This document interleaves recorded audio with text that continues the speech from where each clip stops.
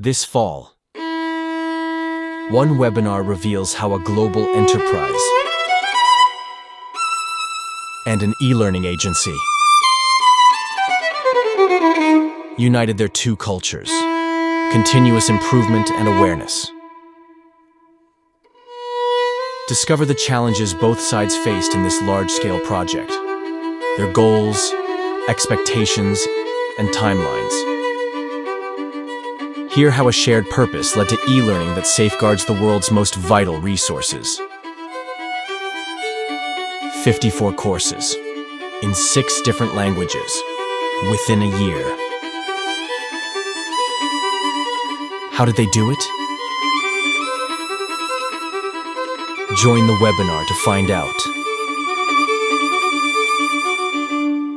Ivana Palaich from eWyse and Nadia Ali and Caroline Swanson from Veralto share how they launched e-learning that aligns with culture, brand, and business goals.